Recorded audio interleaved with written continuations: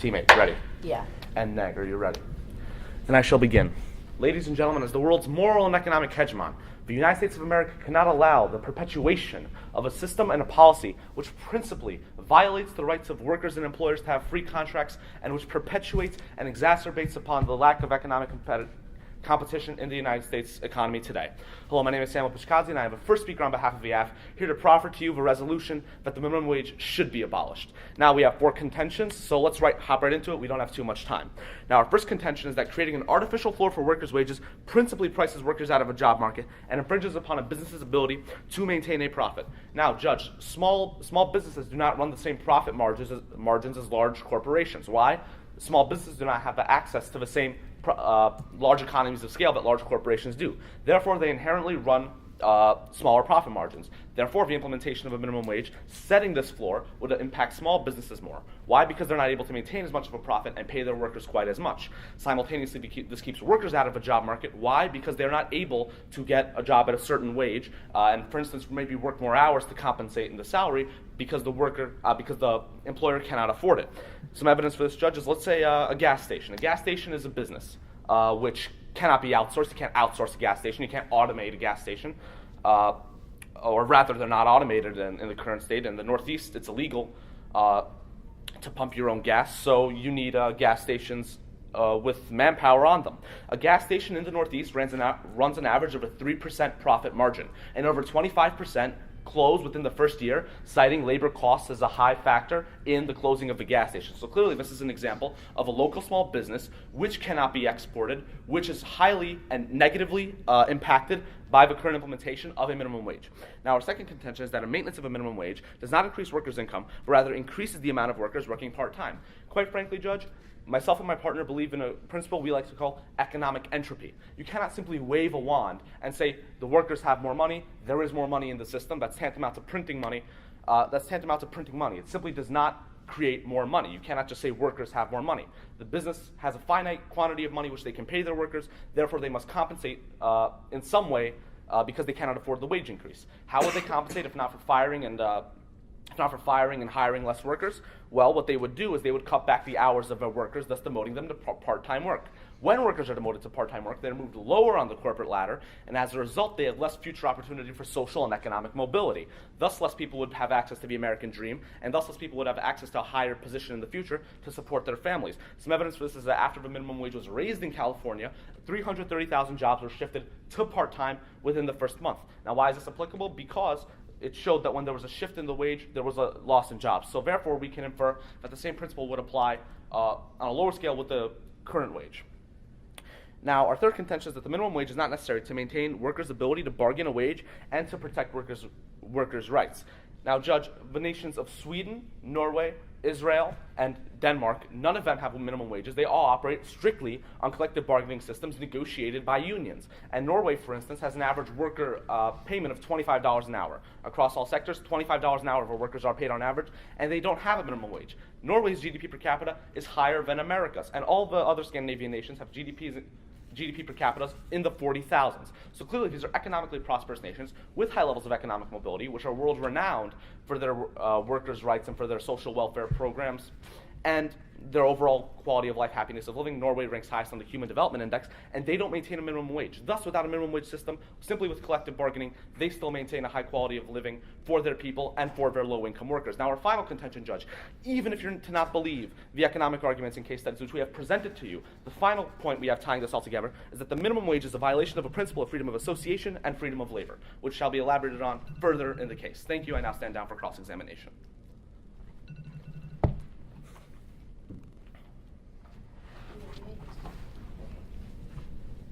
This is 2 minutes? Two. You have two. All right. Wait, let's start now. Can you please define a small business for me? Okay. Well, I'd say a small business is something that typically would have one branch, would typically have a level of family presence in it, and would typically serve a community. Okay, can you give me like a number of employees or an annual revenue that would consider? Well, I mean, I think you consider 10 employees and 3 employees a small business. That's great. So a small business is 10 or 3 employees. I mean, I can't give you 11 or 12, 10. I'm not going to nitpick over 10 or 11. That's the fine. point is it's small and it fine. serves a community. I'll come back to it in a second. Are you familiar with the Fair Labor Standards Act of 2009? Fair Labor Act, elaborate. It's the act that was established in 2009, established as $7.25 minimum wage, has been followed, is the one that enforces the minimum wage in the status quo. I assume if you're not familiar with it. That act exempts companies with less than 500 employees and companies with less than $500,000 in revenue from the minimum wage. So how is your very problem with important, small very business important. still a problem? Yes. Very important, less than $500,000 in revenue. The average restaurant in Manhattan, for instance, not even a big restaurant, runs over $1 million in straight revenue, let alone in profit. Yes. Gas stations make much more than $500,000 in revenue, but they make small profit. So these type of businesses would not be exempted under it, despite having less than 500 employees. In that bill, clearly, the 500 employees is a red herring, because no business with 500 employees has $500,000 in revenue. They would be a multi-million-dollar business. No. Excuse me, those are the two guarantees that are outlined in the Fair Labor Well, Standards clearly, Act but of first is a 2009. red herring. And if you don't know what the Fair Labor Standards Act, I don't Well, you think- just elaborated to me, so I think I have a clear understanding. Well, that's and great. the first is a red herring. That's great. Okay. Simple as that. Just to move on. So in your second contention, you read that there's a bunch of jobs that were shipped in California from full-time to part-time, right? So how can you... You didn't let me answer, but yeah, right. That wasn't the question. I was just... You said right. So how exactly are you going to prove, how exactly, what's your link between the minimum wage and these jobs? Okay, here's the point. That is just an example of a floor being implemented on some level. That just proves the principle and proves the trend of a floor being ineffective and of a floor pricing some businesses out of the market. I believe that's So, It's a correlation. thank you. Let me set up Give me, time. 30 seconds before you start. Oh, okay. All right.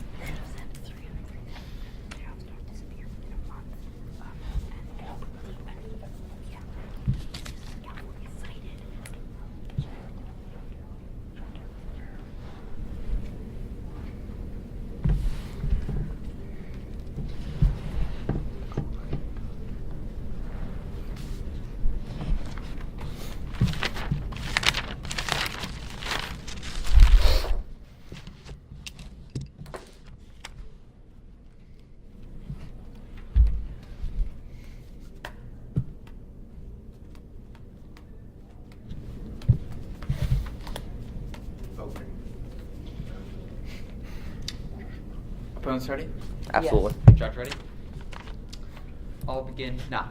Judge, take the case of Jimmy, who works at Chipotle for $7.25 an hour, 7 hours a day, 5 days a week. He works at a Chipotle, but he also goes and learns at community college. That minimum wage is a stepping stone, a livable wage that he needs to keep on learning in his community college to access better jobs. And he's not alone. The BLS trends from 2000 to 2016 show that 70% of individual workers in the United States who have a minimum wage job quit that job within 5 years and get a better paying job. The minimum wage is just a stepping stone to further success. And thus, for the continuation of such stellar growth, Lisa and I are proud to negate.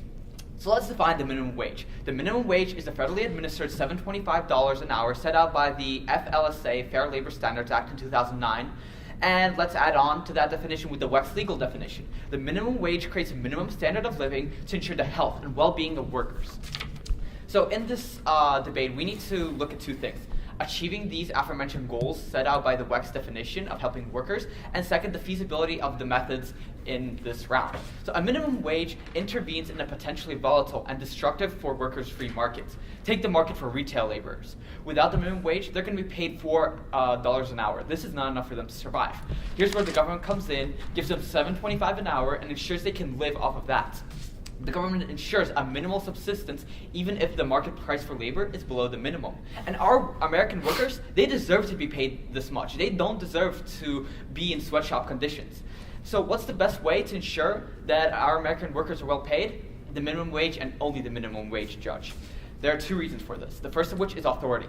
The minimum wage is the only labor-protecting measure with government backing. Seabury of Texas A&M finds that in the duality between the government and the free market, only one can triumph. And in this case, we need the government to triumph, because the free market cannot provide a sustainable and living wage for workers. The more important is incentive. That's the most important reason. Only a minimum wage disincentivizes violations of worker rights. It's unique in every form of wage control. So the Department of Labor outlines the consequences of violating the FLSA and violating the minimum wage. 5 to 10K fine per worker, jail for those who do not pay their workers, and most importantly, increased oversight in an industry that does not pay their workers, because such industries are susceptible to other violations of workers' rights. So we're actually going to be helping workers not just get better wages, but also ensure their safety and whatnot, just because we have a minimum wage and we can increase oversight. So this can only be possible with the federal government intervention. And let's quantify this, in fact, Judge. Since 1998, there have been only 300 such violations for committing significant violations of the FLSA out of 2 million businesses in the United States. So let's look at the uniqueness of a minimum wage. It doesn't cause unemployment, Judge. It only causes a minor price increase.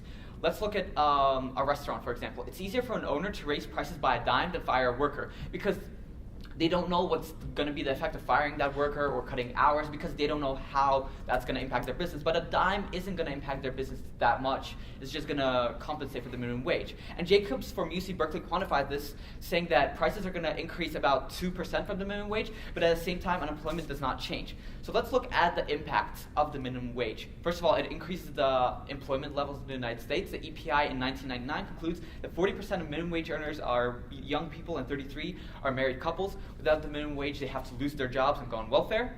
And this is the most important impact. We're actually decreasing the burden on the government, because with the minimum wage, the government pays out less welfare checks, which means that we have to collect less taxes, which means our economy functions better. And finally, if we are to remove the minimum wage, this is very important, Judge, we're going to destabilize the market. The free market, when allowed to take free reign, is going to cause wage fluctuations of upwards of 250%, according to Tom McGuire of Harvard University.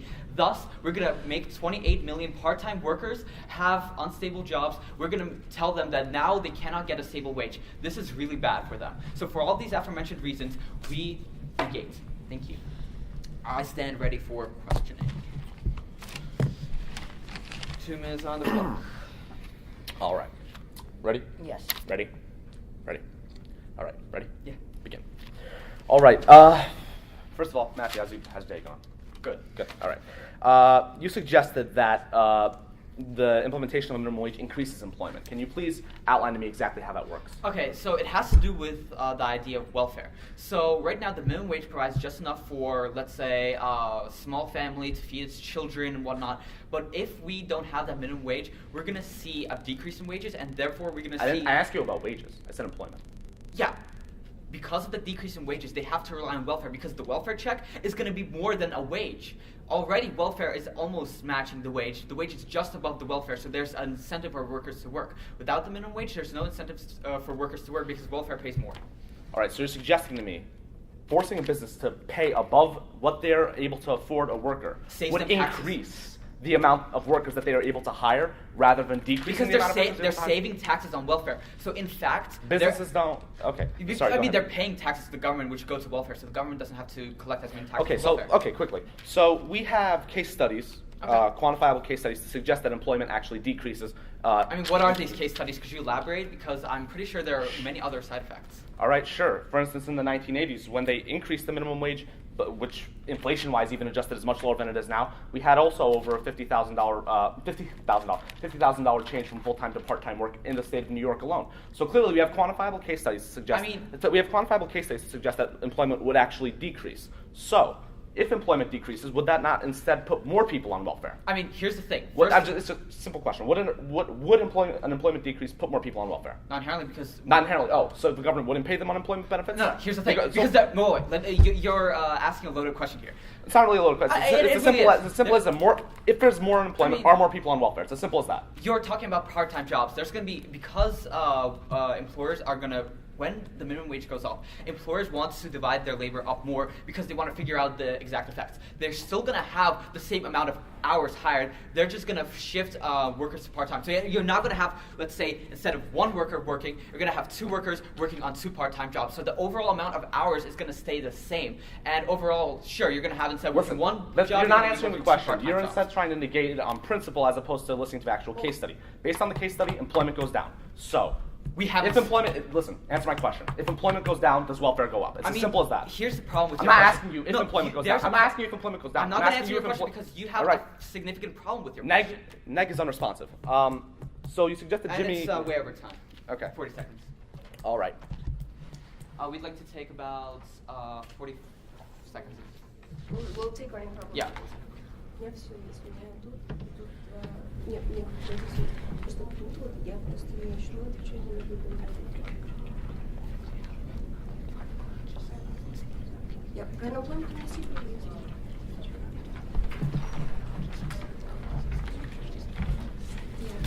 это про Калифорнию, это проблема. Нет, я про Калифорнию говорю дальше. Окей, подожди.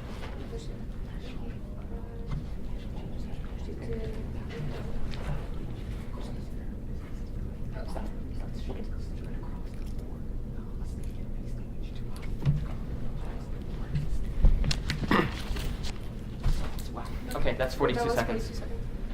All right. 42. We have a minute, 18 minutes. Okay, I believe I can start right now. So just to establish a framework for this debate, what we're supposed to be weighing right here is what my partner and I outlined in our case. We should weigh the benefits and which side actually sees the benefits to workers the most, which because it's outlined by the Wex Legal Dictionary and by the Fair Labor Standards Act that governs the federal minimum wage as we defined it. Now, to my opponent's first contention, they say that the artificial floor puts workers out and doesn't let small businesses reign. Now, I have two answers to this. First of all, because an artificial floor doesn't displace unemployment. According to our case, Seabury and Ebeling find both that unemployment has no effect, or a minimum wage has no effect on unemployment. And this is because of the price effect, because when you see an increase in a minimum wage, or if you have a mandated minimum wage, all that's going to happen is that businesses shift the amount of money that is out as the price for the items that they're selling, because they can actually see the tangible impacts of raising the price, whereas they can't see the tangible impacts of not hiring a worker anymore. And then to go into the question for about small businesses, I hit on this in my crossfire, in which I said that the Fair Labor Standards Act actually exempts companies with less than 500 employees or less than $500,000 in revenue, to which my opponent responded was a red herring. However, both of these parts are in the Fair Labor Standards Act. He can look at it himself. It's protecting small businesses in the status quo. And then second of all, if you weigh according to our framework, small businesses aren't people, so it doesn't really, I guess, matter, because if you weigh it according to workers' benefits, it doesn't really matter. But then they give you the gas station example, but this is again a very specific example. Most gas stations close in the first few years of working because of not the minimum wage as they have cited, but because of other constraints, because of monopolies, because of competition of other large gasoline companies. Small businesses just can't work in that situation. Now going on to their second contention, they say that maintenance increases the amount of part-time workers, but that's exactly what we solve for in our world, because we reach the Bureau of Labor Statistics example that says that over 70% of the minimum wage workers' jobs switch every 5 years, which means that they don't work the same job anymore. And there's upwards mobility, as shown by Schiller, who says that once these workers get out of their minimum wage jobs, once they get their degrees, they move up the income, the ladder, because they get better jobs. So actually, we solve for this, whereas in their world, we have no guarantee that if we take away the minimum wage, that all workers will have a better wage. And then if you look to our third impact, we see that there's actually going to be a 200% influx and fluctuation that could directly harm 28 million part-time workers if we remove the minimum wage, because the market doesn't know how to adjust to when there's something as great as a minimum wage taken away from it. And then if you go back to the example about California, 330,000 jobs shifted from part-time. That's again California. There's so many problems with their example. First of all, because in our definition we say that the minimum wage has to be national, has to be a federally enforced wage. If it's a state wage, there's a lot of different factors that go in, because different regions in California have very different tastes and different amounts of income that are necessary. And for the third contention, they say it's not necessary to maintain workers' rates. And there's so many things wrong with this contention. First of all, because unions are declining in the United States in the first place. They're not as powerful in the countries that they cite. And second, because the economic makeup of the United States is a lot different from that from Sweden, that from Iceland, that from other countries that they cited. And third of all, because unions don't stand a chance, and because a wage shouldn't be an obstacle to unions negotiating themselves, right? They could still negotiate for a higher wage. That's the third thing. And the fourth part is that in our world, we provide you oversight that maintains that minimum wage, no matter if there is a company, because a company that pays or doesn't pay, because the Fair Labor Standards Act enforces people to go out and to check this oversight. And to their fourth contention about the violation of freedom of association, first of all, they didn't extrapolate on this, but second, because the minimum wage doesn't prevent bargaining. This goes back to their third contention. There's absolutely nothing wrong with other countries or other companies and other workers to go and to bargain. There's nothing preventing them in the status quo. And for those reasons, we negate. Judge, can we take some prep time? Thank you.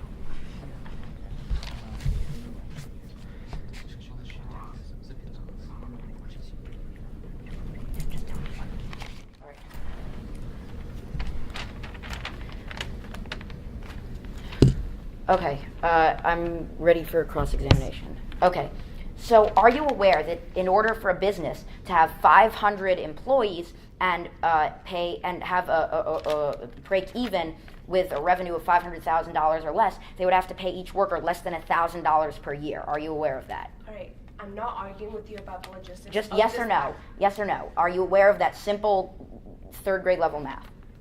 All right, but what I'm telling you in my case is that the Fair Labor Standards Act enforces these two measures in determining which companies can or cannot pay Yes, a but the minimum Fair wage. Labor Standards Act, what I'm trying to point out is the Fair Labor Standards Act is unrealistic because no company is going to pay its workers $1,000 Isn't an this- hour, a what- year. No one okay, can survive okay. on that. So if in your case you're advocating for small business, and in my world, in the status quo, you see that But small businesses wouldn't you are agree that protected. small businesses are made up of workers? And wouldn't you agree Exactly, that and small if there's businesses... less than 500 of them, they're automatically protected. No, according to the Fair Labor Your small Act, businesses are automatically no, they're not, because they would also have to have a revenue under $500,000. So here's another question. You claim that more people would be able to go off welfare if the minimum wage was kept, and welfare costs would increase if the minimum wage would abolish. Are you aware that as the minimum wage has been rising since the 1980s, the welfare rate is at an all-time high? Okay, so the thing that you're missing right here is that in our case, we read you specifically that what's going to happen to the welfare rate is that because there's more and more people working at minimum wage jobs, there's more people like Jimmy that specifically Actually, can the move up workforce local ladder. participation So rate, what's going to the hap- workforce can participation you- rate is also at an all-time low. Okay, So but how? you know what's also at an all-time low right now?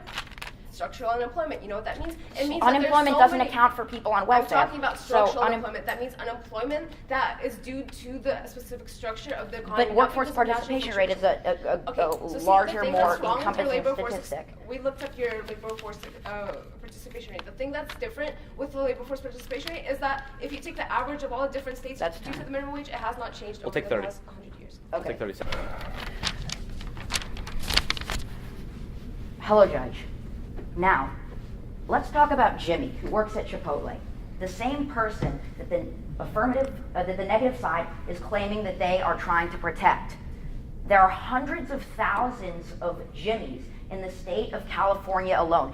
50,000 Jimmys in New York when the minimum wage was raised in 1980 that had to be shifted to part-time jobs. And because part-time jobs can pay half or less of what full-time jobs can pay, and studies conducted by the University of Berkeley, California, show that full-time workers are much more likely to be able to move into a management position within the next 5 years than part-time workers. Not only will workers' annual employment be cut, but upward mobility will be thrown in the trash can. Hello, my name is George Allender, and I am here to affirm the notion that the minimum wage must be abolished to protect workers. So, I would first like to attack their claim about welfare and unemployment. So, the fact of the matter is, structural unemployment does not account for as much as labor workforce participation. Labor workforce participation rate accounts for everybody working in the workforce divided by eligible workers. This can give you the most accurate statistic on how many people are working. And they claimed that our unemployment statistics regarding state minimum wages are not relevant. But Judge, we are showing a trend, not only on the state level, but on the national level, that when the minimum wage is high, or when the minimum wage is increased, and the minimum wage is steadily increasing in our current status quo world, jobs are lost. Hundreds of thousands of jobs are lost or shifted to part-time. So, they claim it incentivizes welfare because workers will be paid less. However, unions can advocate on behalf of workers. As I said, in Norway, the average blue-collar wage is $25, and they do not have a minimum wage, which is much higher than the United States, and Norway is a post-industrial nation with very similar economic conditions to the U.S. They also talk about the Fair Labor Standards Act, but the Fair Labor Standards Act does not protect real workers and real small businesses, because they're, again, 500,000 divided by 500, in order for a small business to fit both criteria, they would have to pay their workers $1,000 or less, which simply does not exist. It's not a real phenomenon. So either their evidence is unfounded, or what I believe is that this act is a red herring that doesn't actually protect anyone. So, Judge, in California, in New York, if we're talking about national welfare statistics, And if we look at examples from other countries, we can clearly see that when the minimum wage is abolished, economic prosperity goes up. For instance, in Sweden, Sweden is considered by economists to be the best place in the world for workers' rights. And Judge, when the minimum wage is raised or kept at its level, we can see a trend of increased unemployment, increased part-time work, which is not good for upward mobility, and is not good for welfare because many part-time workers are on welfare. So, Judge, I really, really urge an affirmative ballot. If you care about Jimmy, if you care about workers that the negative claims to protect, but that they are only harming with this detrimental system that has been ravaging the American economy. Thank you. I now stand down for cross-examination. Okay, so I want to ask you about the entire union point. What came first?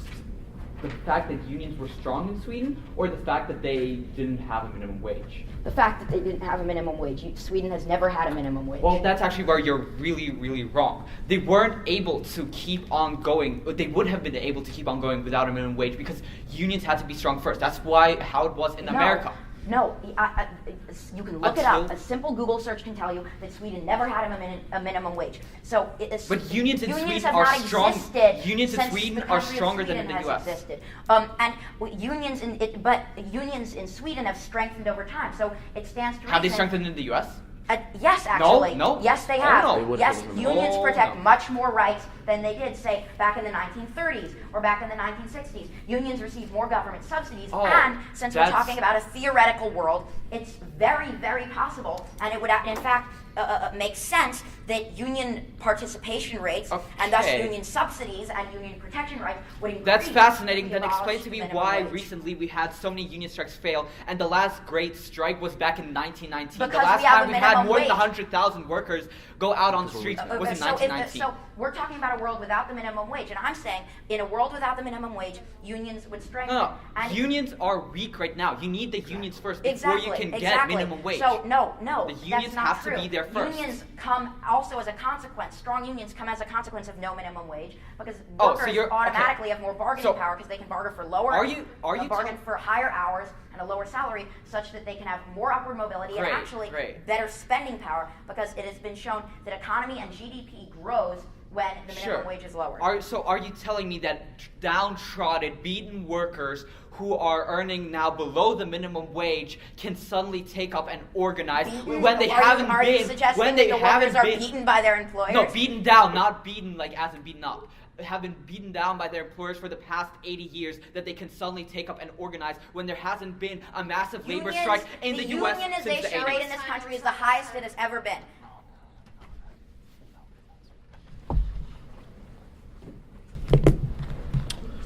All right.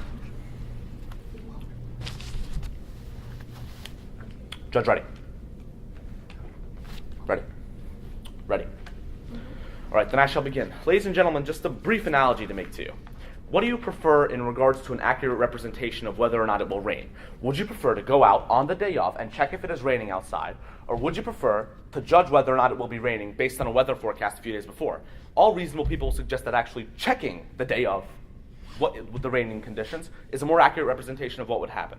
So clearly, Judge, why would you in that case support economic predictions that would suggest that unemployment does not go up, or simple opinions of economists over actual proof and over actual studies, case studies, and international comparisons? You wouldn't under that logic. And as Milton Friedman said, the great Nobel Prize-winning economist, economists exist to make weathermen look good.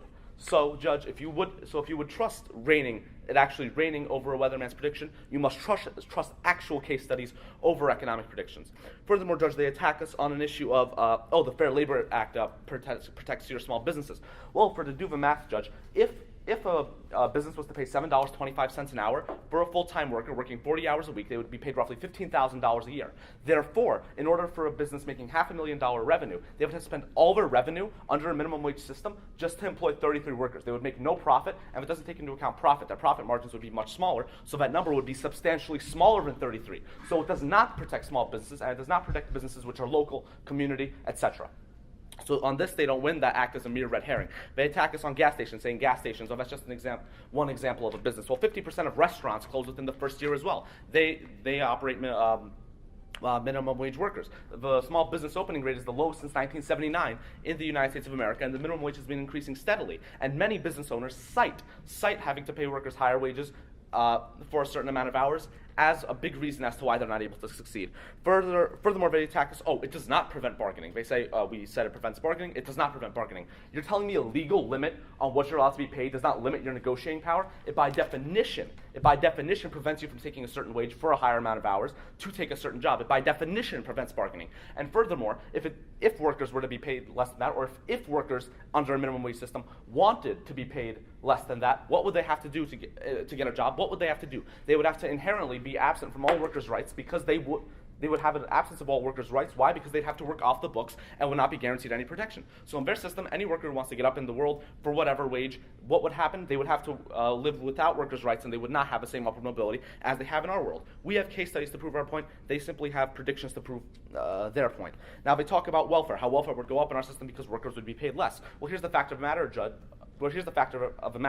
Unemployment benefits are one of the biggest welfare subsidies in the country. And when unemployment goes up, we can only infer that unemployment benefits would go up as well, logically, because there's more people unemployed, and you have to pay them more. So clearly, Judge, because we've proven that unemployment would indeed go up, what would happen is that unemployment benefits would go up, therefore welfare would go up, therefore governmental spending would go up, and therefore we'd need higher corporate taxes, which would only further harm small businesses, and which would only further harm innovation and economic investment in the United States of America. Furthermore, they say, well, it's not a violation of a principle of freedom of association and labor, but it is principally because it prevents you from picking the wage you want, and it is a governmental infraction upon a contract between an employer and an employee. And as Milton Friedman said, once again, as did Friedrich von Hayek, Ludwig von Mises, all the great economists of their time, they have stated that it doesn't just stop. It's a slippery slope. Economic restrictions lead to more economic restrictions.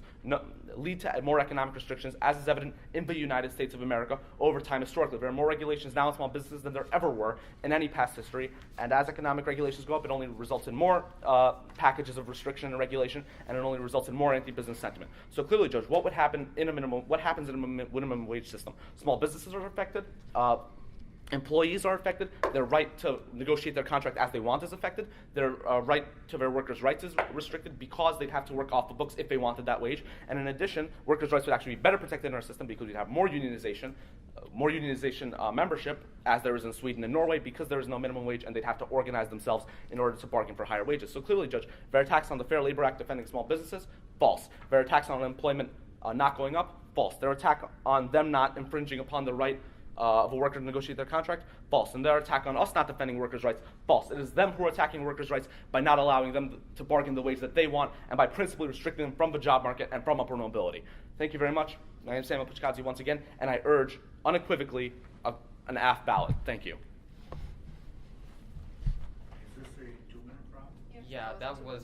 No, they were supposed to increase it to 3, correct? No, it No. was 2 minutes, and that was 3 minutes. And That was 35 seconds. that was way Well, more time. if nobody's timing, Well, right, someone's like, the- you had to cut us off. I mean, Okay, I'll It's take fine, I'll it's take the fine. same time. I can take the same time. Yeah, okay, that's only fair. let's start. Fine, you can take the same time, but after that, for the closing speeches, let's get out our phones and let's start timing legitimately, so that the All right. judge and Excuse both me. sides know. Now, All right, this is fine. excuse me about timing, but it's only fair if you take the same amount. Yeah. Okay. Yeah. Deal. I'm fine with that. All right. Can you tell me how much time left? That was 3 minutes and 35 seconds. So he will get the same amount. Yeah. Judge, ready? All Up, ready? Sam, if you would be so kind. Oh, wait for them to set up there. I don't know your passcodes. It's not my passcode, it's his passcode. Oh, I can put this closer so you can watch. Ready? Ready? Okay, so in this summary, I want to go over the clash in this debate and show you the points we're winning on. So, starting off with small businesses. My opponents say that all these small businesses will go out. So there's a lot of flaws with their argument overall. They talk about, this restaurant in Manhattan, but the issue is that's an established restaurant that earns $1 million in profit. In their first year, small businesses won't earn that much. And they're trying to misconstrue our statistic by dividing 500K by 500. Let me explain what the FLSA says very clearly. It says, either if you have 500 workers, or either if you have 500,000 in revenue, then you don't have, below that, then you don't have to pay the minimum wage. It's either one of those standards apply, not both of them at the same time. So we see that Like these small gas stations, the first year they start, they're not going to get that much. And that 500,000 will apply to them. And if a business can't succeed in the first year of their existence, I don't believe they should be allowed to continue to exist. My opponents may believe that we should do everything impossible to protect business, but if a business really can't compete, even though it's given these guarantees, it shouldn't be able to. But here's the thing, Judge. My opponents also bring up part-time workers, but we clearly are winning on this. They forget about our statistic with 28 million part-time workers being harmed when we remove the minimum wage. Look, Tom McGuire clearly tells you wage fluctuations will go up by 250% if we remove the minimum wage. That is a terrible blow to our part-time workers in America. 28 million, every single one of them will be harmed. They will not be able to ensure that they have a wage. Jimmy won't be able to ensure that he can care for himself and for his future children and wife or whatever. So we're clearly winning on this point. And here's the other thing. They also misinterpret their own evidence. They talk about California and all these states, but they raised the minimum wage to a ridiculous sum. They doubled it. They made it $15 or $12. That is far above the governmental minimum wage. The governmental minimum wage is there to provide a very low standard, just enough to survive.